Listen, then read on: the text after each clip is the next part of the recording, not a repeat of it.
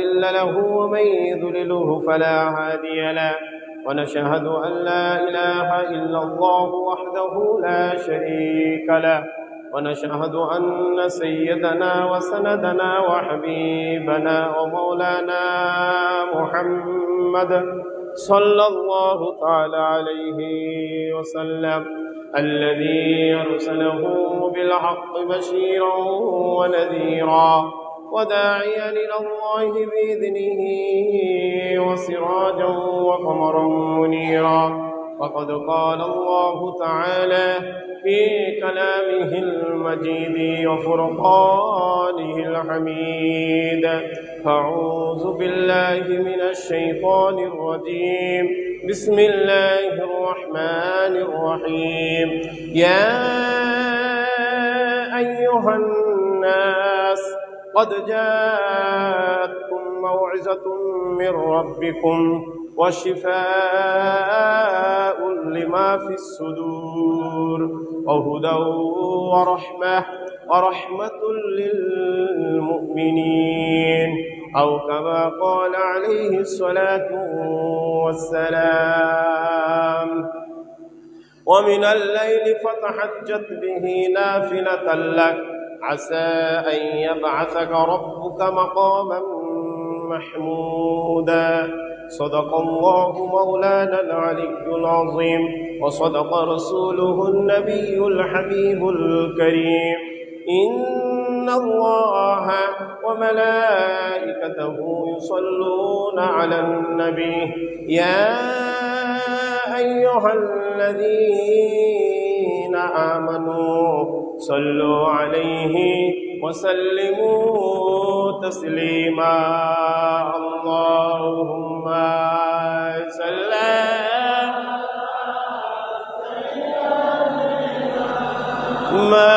مولانا محمد وعلى سيدنا شفيع अपने काबे रुख उठा दो या शाहे मुर्शिद अली, आप जलवे को देखा दो या शाहे मुर्शिद अली। अल्लाहुम्मा सल्ले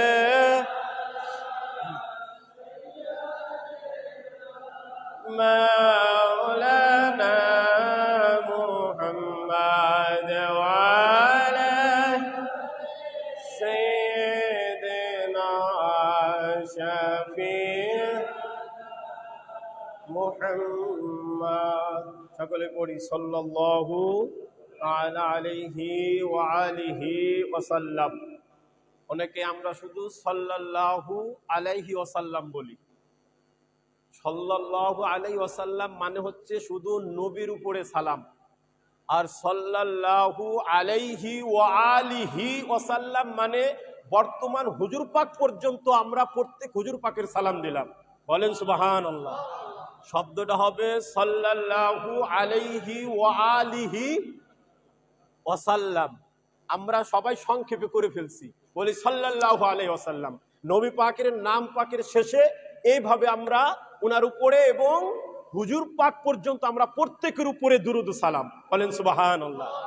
যদি নামাজে উনাদের প্রত্যেকের উপরে দুরূদ সালাম পড়তে হয় তো আমরা যত ইবাদত করব, নামাজ তো শ্রেষ্ঠ ইবাদত, নামাজের থেকে তো বড় ইবাদত নাই, কিন্তু নামাজের মধ্যে যদি উনার আল আওলাদের প্রতি আমাদের দুরূদ সালাম করতে হয় তাহলে নামাজের পর যত ইবাদত আছে প্রত্যেক ইবাদতে উনাদের প্রত্যেকের উপরে দুরূদ সালাম নিতে হবে। বলেন সুবহানাল্লাহ। নামাজের মধ্যে যদি আল্লাহ উনাদের শামিল করতে পারেন, অন্য কোন ইবাদত প্রত্যেক ইবাদতেই হুজুর পাক আহলে বায়ত পাক শামিল আছেন। বলেন সুবহানাল্লাহ। তো আমি কুরআনুল কারীমের 10, 11 পারা 10 নম্বর সূরা, সূরা ইউনূসের 57 নম্বর আয়াতে পাক তেলাওয়াত করেছি। এই আয়াতে পাকের কিছু কথা, কিছু ব্যাখ্যা হুজুর পাক, মাওলা পাক আমাকে যদি তৌফিক দেন আপনাদের সামনে আমি পেশ করব। তো আজকে জিনার ওরসে শরীফ, উনার লকব হচ্ছে লাল হুজুর পাক। বলেন সুবহানাল্লাহ। প্রত্যেক জাত পাকের একটা করে লকব আছে, প্রত্যেক হুজুর পাকের লকব আছে, রাসূলে পাকেরও লকব আছে। প্রত্যেক জাত পাক আওলাদে রাসূল প্রত্যেকেরই উনাদের লকব আছে। বলেন সুবহানাল্লাহ। উনার মূল নাম ইবনুল গৌস আলী আব্দুল কাদের শামসুল কাদের হযরত সৈয়দ শাহ ইস্তেরশাদ আলী আল কাদেরী আল বাগদাদি আল হাসানি আল হুসাইন। এই যে লাল হুজুর পাক, এটা পরা পাকের মধ্যেই এই লাল বলে হুজুর পাককে সম্বোধন করা হয়েছে। বলেন সুবহানাল্লাহ। তো হুজুর পাক, লাল হুজুর পাক অনেক ছোটবেলায় আমরা জেনে আসতেছি যে পর্দা নিয়েছেন। তো উনার জীবনী পাক এখন আমাদের রাজবাড়িতে বাংলাদেশের মধ্যে সর্বপ্রথম মাওলা হুজুর পাকের কদম, এখান থেকেই খানদানে কাদিরা তরিকতের এই বাংলার সূচনা শুরু। লাল হুজুর পাক সম্পর্কে আমরা খুব অবগত কম।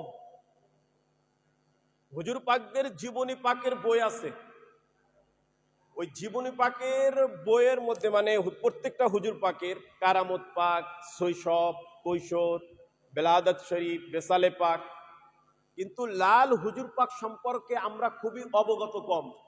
কিন্তু যারা প্রবীণ পীর ভাই, যারা ময় মুরব্বী, যারা পর্দা হুজুর পাকের খুব আগে থেকেই পেয়েছেন, নসিব হয়েছে, মুরিদ হয়েছেন, তাদের জবান থেকে আমরা কিছু কিছু লাল হুজুর পাকের সম্পর্কে আমরা জানতে পারি কিছু কিছু কথা। তেমনি ভাবে আমি লাল হুজুর পাকের দিয়ে আমি শুরু করি, জিনার খাসুল খাস আজকে উঠছে পাক। সবার আগে আমাদের মানতে হবে, জানতে হবে, লাল হুজুর পাক ও জাতে পাক এবং নূরুন আলা নূর। বলেন সুবহানাল্লাহ। লাল হুজুর পাক ও জাতে পাক এবং নূরুন আলা নূর।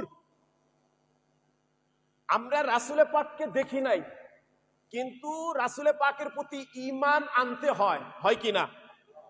আল্লাহ পাককে দেখি নাই, আল্লাহর উপর ঈমান আনতে হয়, হবে, সে তাহলে মুসলমানই হবে না। আমরা মাওলা মুশকিল কুশাকে পাক পাঞ্জাতুল পাককে দেখি নাই, ঈমান আনতে হয়। মাওলা হুজুর পাককে দেখি নাই, ঈমান আনতে হয়। এবং আমরা ইমাম মাহাদিকে দেখব না, তার আগেই চলে যাব, উনি শেষ জামানার সর্বশেষ ইমাম হয়ে আসবেন, কিন্তু এখনো দুনিয়ায় আসেন নাই, ইমাম হয়ে আসবেন। দেখেন কি সিস্টেম। ইমাম মাহাদি আলাইহিস সালাতু ওয়াস সালাম, উনি তো আওলাদে রাসূল, কথা বলেন, উনি তো নবীরই বংশধর, নবীরই আওলাদ, ফাতিমাতুজ জাহরার আওলাদ। বলেন সুবহানাল্লাহ। উনি মাওলা মুশকিল কুশার আওলাদ।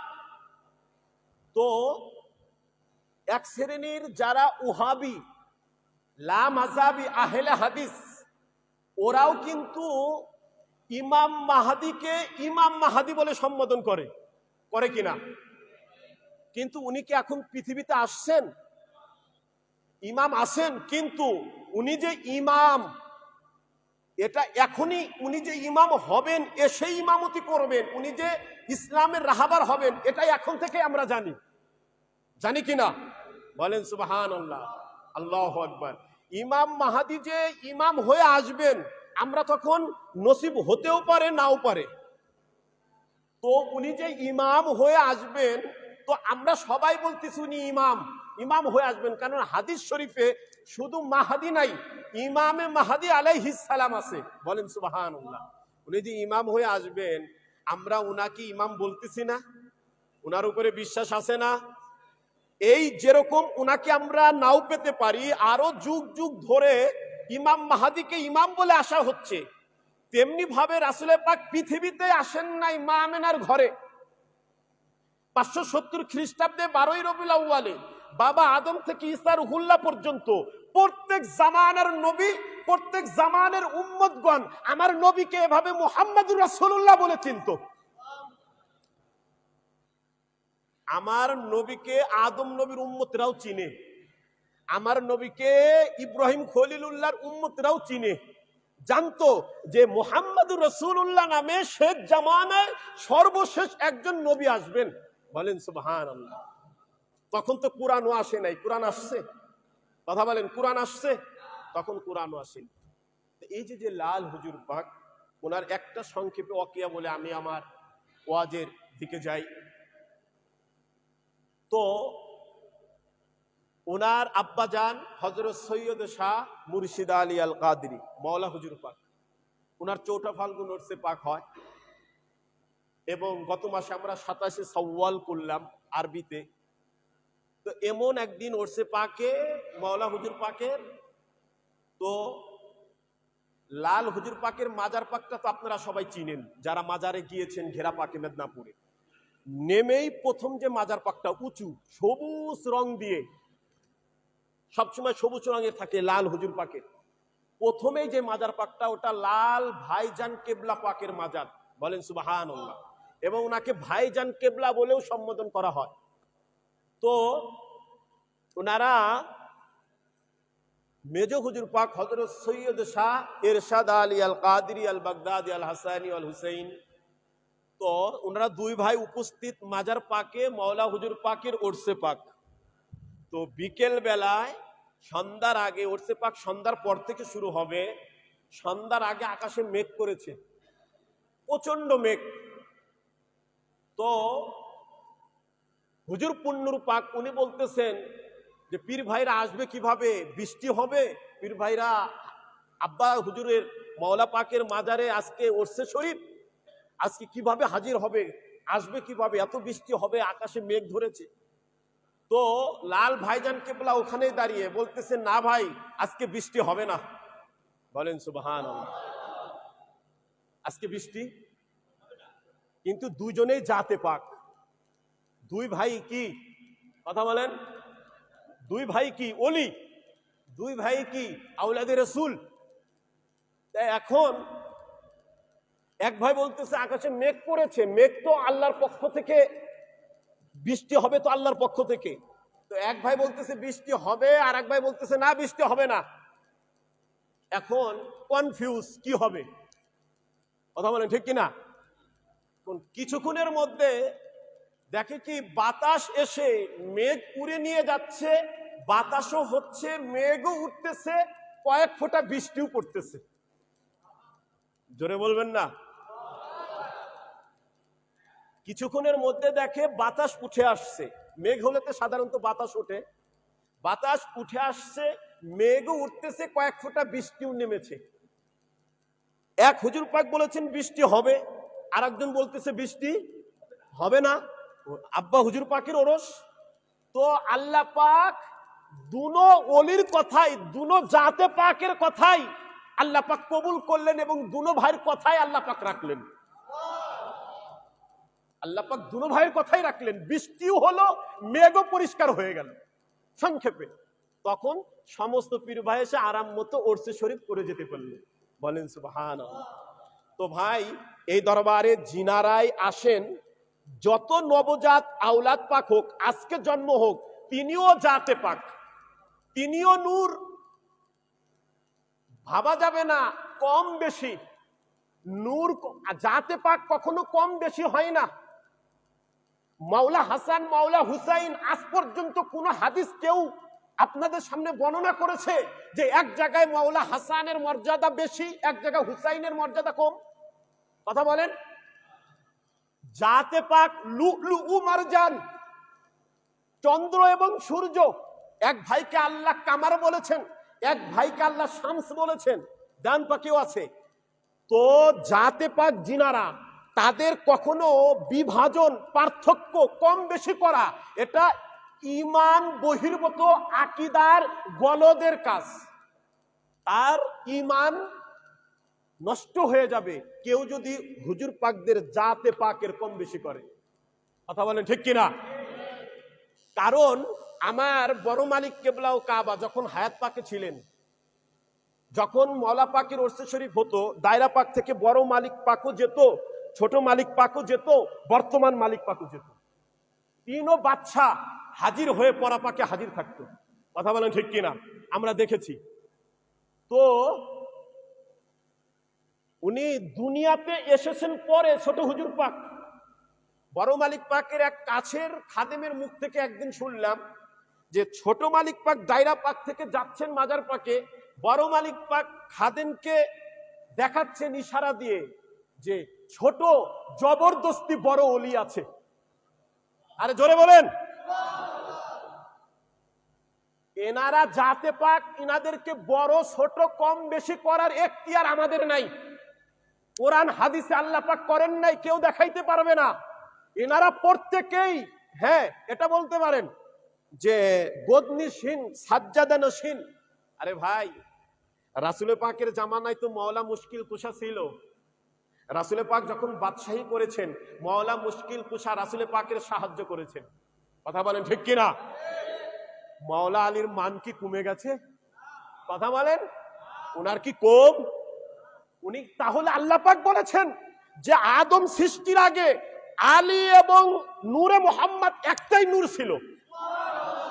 এদের ভেদাভেদ করা যাবে না। বেলায়াত নবুয়াত কখনোই আলাদা না, একই জিনিস, কিন্তু রূপ নিছে আলাদা করে। কথা বলেন। তাহলে বেলায়াত নবুয়াত যদি একটাই নূর থাকে, তাহলে হুজুর পাকরা দুই হুজুর পাক আলাদা হয় কিভাবে? রাসূল পাক আর মওলা মুশকিল কুশা যদি একটাই নূর থাকে, তাহলে বড় হুজুর পাকের নূর আর ছোট হুজুর পাকের নূর আলাদা হয় কিভাবে? আমাকে বলেন, যুক্তি দেন। একই নূর। কারণ হাদিস শরীফ স্পষ্ট, বাবা আদম আসার আগে মওলা আলীর নূর আর রাসূল পাকের নূর একটাই নূর। বলেন সুবহানাল্লাহ। ওই একটা নূরই এখনো পর্যন্ত বিরাজমান, ওই একটা নূরই এখনো পর্যন্ত বিরাজমান। কনভার্ট করে ওই নূরের নাম দেওয়া হয়েছে বেলায়াত, কনভার্ট করে। বলেন সুবহানাল্লাহ। এবার যুবক ভাইদের আমাদের দরকার। আমি যুবক ভাইদেরকে নিয়ে কিছু কথা বলবো, কারণ বর্তমান সময় যুবকরা বেশি ফালাফালি করতেছে।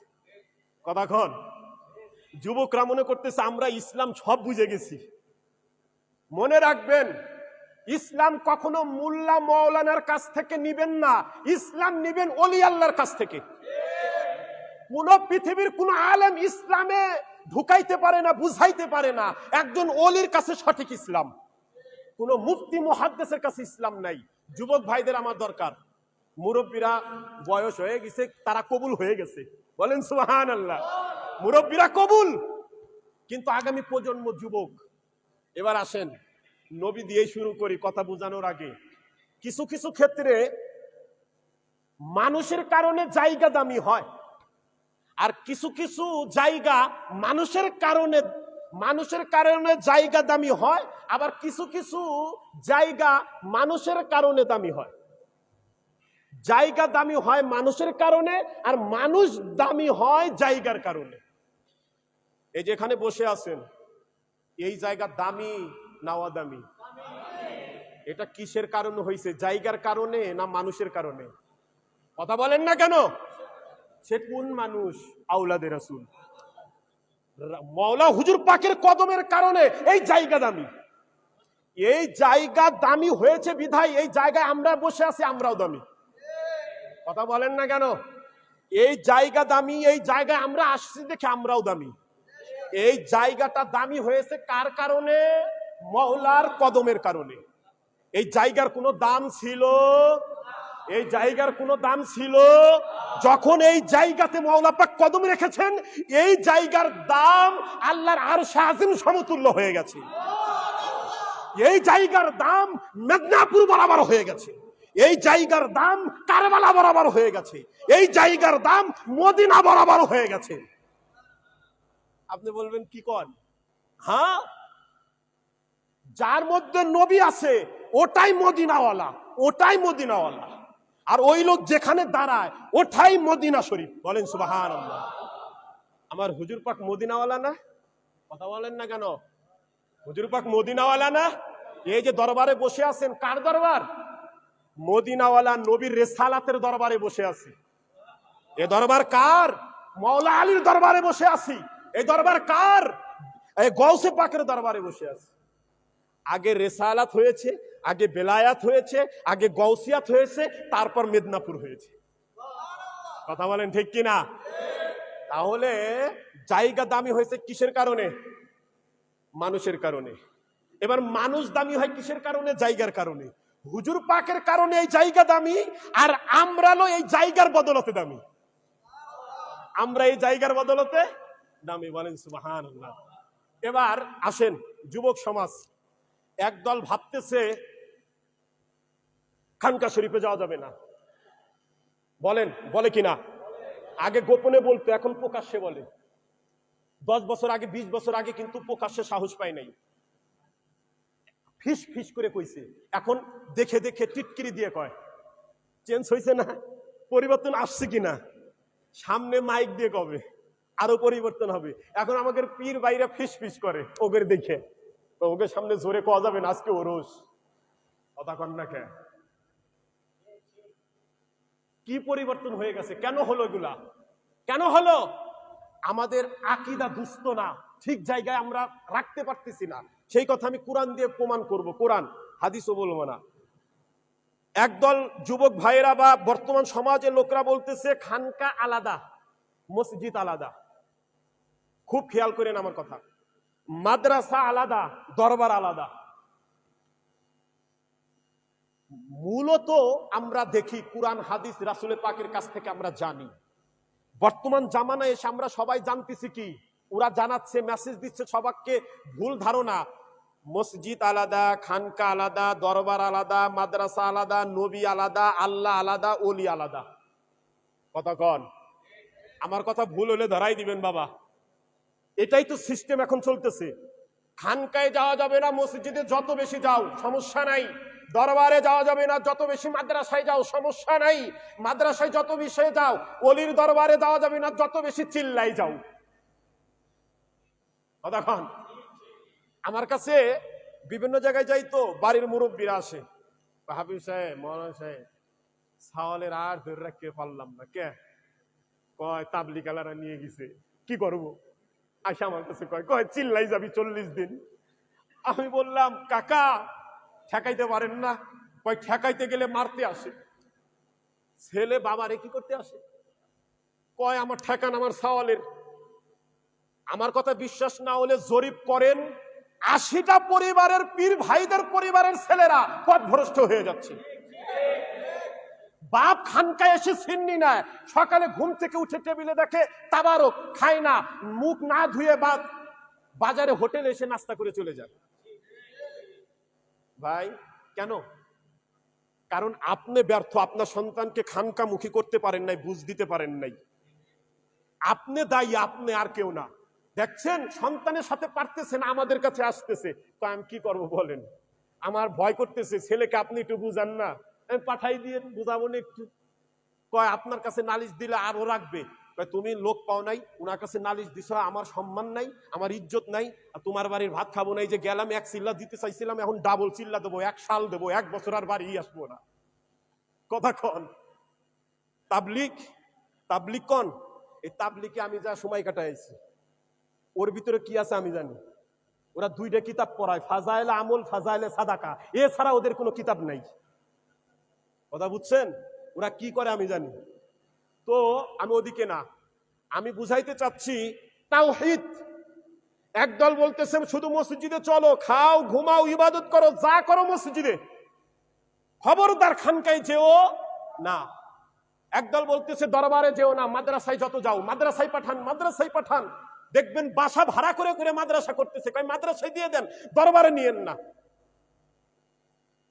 এবার বোঝেন, আমাদের বুঝাচ্ছে আলাদা, আপনারাও বুঝতেছেন আলাদা। এবার দেখি আলাদা না এক। যখন আল্লাহর রাসূল জনাবে মুহাম্মদুর রাসূলুল্লাহ সাল্লাল্লাহু আলাইহি ওয়াসাল্লাম পৃথিবীতে ছিলেন, উনি কোথায় বসবাস করতেন? মসজিদে নববীতে। বলেন সুবহানাল্লাহ। মসজিদে নববী এখনো আছে না?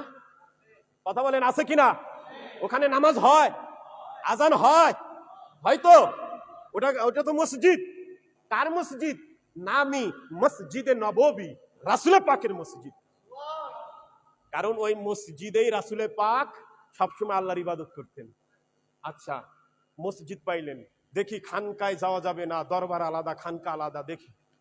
তাই রাসূলের পাকের মসজিদ মসজিদে নববী। এবার আমরা আপনারা মাদ্রাসায় যাই এলেম শিক্ষা করার জন্য। কি শিক্ষা? এলেম জ্ঞান অর্জন শিক্ষা করার জন্য।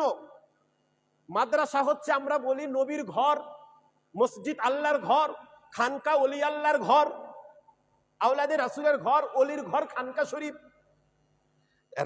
আল্লাহর ঘর মসজিদ, ওটাকে বলে মসজিদে নববী। নবী ওই মসজিদেই বসে আল্লাহর দাওয়াতি কাজ ইসলাম প্রচার করেছেন। ওই সামনেই নবীর ঘর, ওটাও নবীর ঘর। বলেন সুবহানাল্লাহ। নাকি নবী আলাদা মাদ্রাসা করে ওখানে বইছিল? কথা বল না কেন? আলাদা মাদ্রাসা করে ওখানে বইছে?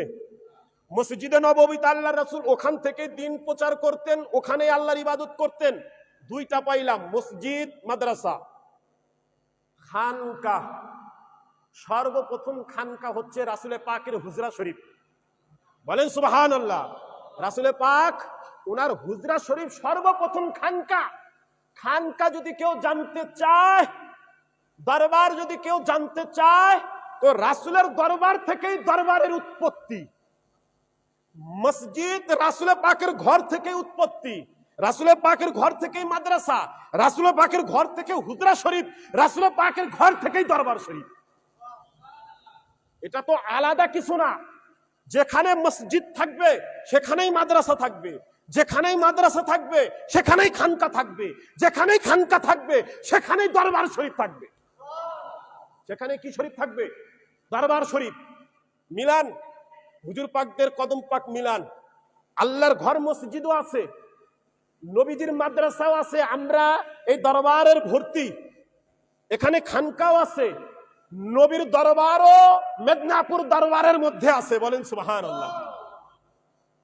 এটাকে এক শ্রেণীর লোক আলাদা করে ফেলতেছে, তোমরা মসজিদ মুখী হও, খানকা মুখী হও না, তোমরা মাদ্রাসা মুখী হও, দরবার মুখী হও না। আরে ভাই, মসজিদ, মাদ্রাসা, দরবার, খানকা এটা এক জায়গা থেকে এসেছে। এদের জায়গা একটা উৎপত্তি, সেটা মসজিদে নববী, নবীজির ঘর থেকে। মসজিদ, খানকা, মাদ্রাসা, দরবার নবীজির ঘর থেকেই উৎপত্তি। বলেন সুবহানাল্লাহ। এই দরবারে মসজিদও আছে, খানকাও আছে, দরবারও আছে, মাদ্রাসাও আছে। আমার কথা বুঝতেছেন? তাওহীদও আছে, রিসালাতও আছে, বেলায়াতও আছে, ওলি আল্লাহ আছে। বলেন সুবহানাল্লাহ। আমরা কারো বাদ দেই না, উনারা বাদ দেয় নারায়ে রিসালাত।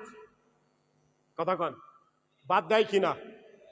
আল্লাহ বাদ দেন নাই, উনারা বাদ দেন। আল্লাহ যদি বাদ দিত, আজানের মধ্যে নবীর নারা নাই, ইকামতের মধ্যে নবীর নারা নাই, কালেমার মধ্যে নবীর নারা নাই, কালেমা পড়ো নবীর, আজান দাও নবীর, ইকামত দাও নবীর, তাশাহুদ পড়ো নবীর, আর নারায়ে রিসালাত বলতে সমস্যা। কথা বলেন ঠিক কিনা? এই যে দরবারে আসেন, দেখি কোরআন কি বলে। কোরআন কি বলে? একদল বলতেছে নবী নূর, একদল বলতেছে নবী মাটি। ভেজালে পড়ছেন সাধারণ মানুষ। কথা বলেন। কোরআন বলে জালিকাল কিতাব, এই সেই কিতাব, লা রাইবা ফিহ, কোরআনের মধ্যে কোনো সন্দেহ নাই। তাহলে সন্দেহ নাই, তাহলে এক মোল্লা ওয়াজ করে বিসমিল্লাহির রহমানির রহিম, এক মোল্লা ওয়াজ করতেছে নবী মাটি। মাটি যে মাটি, এই মাটিকে বানানো হয়েছে নবীজির নূর মুবারক দ্বারা। নবীজির নূর না হলে মাটির সৃষ্টি হতো না, অথচ মাটি নবীজির নূর দ্বারা সৃষ্টি, আর উনারা নবীকে বলতেছে মাটি। কথা বুঝতেছেন আমার? আমি প্রমাণ দিচ্ছি কোরআন দিয়ে সব। এক শ্রেণীর আলেম ওয়াজ করতেছে নবী মাটি, তারা কোরআন দিয়েই বলতেছে। কি কোরআনে? কুল ইন্নামা আনা বাশারুম মিসলুকুম ইউহা, নবী আমাদের মতো মানুষ, বলতেছে কিনা? এবার আমরা যারা তরিকতপন্থী আলেম, আমরা ওয়াজ করতেছি, ক্বাদ জাআকুম মিনাল্লাহি নূরুন ওয়া কিতাবুম মুবিন। আমাদের নবী নূর, আল্লাহর পক্ষ থেকে নূর এবং কিতাব এসেছে, বলেন সুবহানাল্লাহ। এবার কোরআন কি বলতেছে? লা রাইবা ফিহ, কোনো সন্দেহ নাই। কিন্তু সন্দেহ ঢুকে গেল না। এক আলেম বলতেছে নবী মাটি, এক আলেম বলতেছে নবী নূর। এবার আপনারা কোথায় যাবেন, আমরা কোথায় যাব? এক আলেম বলতেছে নবী জিন্দা, এক মোল্লা বলতেছে নবী মরা। তারা কোরআন থেকেই দুই দল দলিল দিচ্ছে। কোরআন বলতেছে লা রাইবা ফিহ, যিনি বলতেছে নবী জিন্দা তিনি দলিল দিচ্ছে ওয়ালাল আখিরাতু খায়রুল লাকা মিনাল উলা, বলেন সুবহানাল্লাহ। যিনি বলতেছে নবী মরা, উনিও কোরআন থেকে বলতেছে ইন্নাকা মাইয়িতু ওয়া ইন্নাহুম মাইয়িতুন। এখন আমরা কোরআনের কাছে যাই, কোরআন বলতেছে লা রাইবা ফি, কোনো সন্দেহ। কিন্তু সন্দেহ ঢুকতেছে কিনা কথা কন? যাবো কার কাছে? খানকায় আসলে শুনি নবী নূর, খানকার বাইরে যা শুনি নবী মাটি। খানকায় আসলে শুনি নবী জিন্দা, খানকা থেকে বের হয়ে গেলে শুনি নবী মরা। খানকায় আসলে জানি নবী জানে, আলেমুল গায়েব, গায়েবের গায়েব, বলেন সুবহানাল্লাহ। খানকা থেকে বের হলে শুনি কি নবী মরা, নবী কোনো জানে না, গায়েব জানে না। কোরআনের কাছে গেলাম, কোরআন দুইটাই বলে, লা রাইবা ফিউ বলে, কোনো সন্দেহ। এবার বিপদে পড়ছি কিনা এবার দেখি কোরআন কি বলে, লা রাইবা ফি হুদাল লিল মুত্তাকিন, বলেন সুবহানাল্লাহ। এই যারা বলতেছে নবী নূর, তাদের মধ্যেও আলেম আছে, মুফতি আছে, মুহাদ্দিস আছে, মুফাসসির আছে, হাফেজ আছে, ইমাম আছে, মাওলানা আছে, কারি আছে। যারা বলতেছে নবী মাটি, এদের মধ্যেও খুঁজলাম, দেখি আলেম আছে, মুহাদ্দিস আছে, মুফাসসির আছে। যারা বলতেছে নবী জিন্দা, তাদের মধ্যেও আলেম আছে। যারা বলতেছে নবী মরা, তাদের মধ্যেও আলেম আছে। কোনো কমতি নাই। ব্যাপার কি? এরাও শিক্ষিত, এরাও শিক্ষিত, যাবো কোন দিক? দাদার লাগছে। আর কোরআন বলতেছে লা রাইবা ফি, কোনো সন্দেহ নাই কোরআনের মধ্যে, হুদাল লিল মুত্তাকিন, বলেন সুবহানাল্লাহ। আপনার সমাধান যেতে হলে, সমাধান পেতে হলে কোনো আলেমের কাছে গেলে সমাধান পাবেন না। আপনার সমাধান জানতে হলে ওলির কাছে যেতে হবে। জোরে বলেন। এবার দেখি হুজুর পাকের কাছে বলি, হুজুর পাক একদল বলে নবী নূর, একদল বলে নবী মাটি। হুজুর পাক আপনি কি বলেন? হুজুর পাক বলে তেরি নসলে পাক মে হয় বচ্চা বচ্চা নূর का, तू है आईने नूर तेरा, सब घराना नूर का। আপনি আলেমের কথা শুনবেন না ওলির কথা শুনবেন? আগে এটা ডিসাইড করেন। আপনি মোল্লার কথা মতো ইসলামে চলবেন না ওলির কথা মতো ইসলামে চলবেন, এটা আগে ডিসাইড করেন। হুজুর পাক একদল বলে নবী মরা, একদল বলে নবীজি জিন্দা। আপনি কি বলেন হুজুর? হুজুর পাক বলে তু জিন্দা আল্লাহ, বলেন সুবহানাল্লাহ। হুজুর পাক বলে নবীজি জিন্দা। কারণ আমরা কোরআনে দেখি নাই, হাদিসে দেখি নাই। আমরা যে আকীদা পেয়েছি, এটা আমার বড় হুজুর পাক কিবলা ও কাবার আকীদায় আমরা আকীদা পেয়েছি, বলেন সুবহানাল্লাহ। আমরা কোন আকীদার লোক? হযরত সৈয়দ শাহ রশিদ আলী আল কাদেরী আল বাগদাদি আল হাসানি, উনার আকীদার লোক। আমরা কোন আকীদার লোক? মাওলা হুজুর পাকের আকীদার লোক। আমরা কোন আকীদার লোক? হুজুর গাউসে পাকের আকীদার লোক। কোন আকীদার লোক? মাওলা হুসাইন যে আকীদাবান, আমরা সেই আকীদার লোক। আমরা কোন আকীদার লোক? মাওলা আলী যে আকীদা দুনিয়াতে পোষণ করেছেন, ওই আকীদার লোক। কোন আকীদার লোক? নবীজি যে আকীদার কথা বলে গিয়েছেন, যে আকীদায় চলেছেন, উনার মধ্যে যে আকীদা ছিল, আমরা সেই আকীদা পেয়েছি, বলেন সুবহানাল্লাহ। আপনাকে এটা বুঝতে হবে, কারণ আসমানি কিতাব 104 খানা, 104 খানার মধ্যে 100 খানা সহিফা, 4 খানা বড়, তাওরাত, জবুর, ইনজিল, আল কুরআন। এই আল কুরআনের আগে যে 3 খানা কিতাব, তাওরাত হযরতে মুসা কালিমুল্লাহর উপরে নাজিল হয়েছে, এটা কোথায়? মুসার ঘরে? কথা বলেন, মুসা নবীর ঘরে? তাওরাত কিতাব নাজিল হয়েছে তুর পাহাড়ে। কোথায়? তুর পাহাড়ে। যখন এই তাওরাতের ওহী নাজিল হবে তখন আল্লাহ পাক মুসাকে আগেই বলতো, মুসা তুমি কই আছো? বলে আল্লাহ আমি ঘরে আছি। বলে তাড়াতাড়ি তুর পাহাড়ে যাও, তোমার উপরে তাওরাতের ওহী নাজিল হবে। কারণ প্রত্যেক নবীর উপরে আসমানি কিতাব নাজিল হওয়ার একটা নির্দিষ্ট জায়গা ছিল। নবীজি বোঝেন, বলেন সুবহানাল্লাহ। জাবুর কিতাব, ইনজিল কিতাব নাজিল হয়েছে একটা নির্দিষ্ট জায়গায়, কিন্তু আল কুরআন রাসূল পাকের কোন কিতাব যেখানে নাজিল হবে, তাওরাত জাবুর ইনজিল, ওখানে নবীদেরকে যেতে বলা হয়েছে। খুব খেয়াল করেন, কিতাব নাজিল হবে পাহাড়ের উপরে, মুসাকে বলা হয়েছে মুসা তুমি কই? আমি বাজারে। বাজারে থাকলে হবে না, তাড়াতাড়ি ওযু গোসল করে রেডি হয়ে তুর পাহাড়ে যাও, তোমার উপরে কিতাব নাজিল হবে।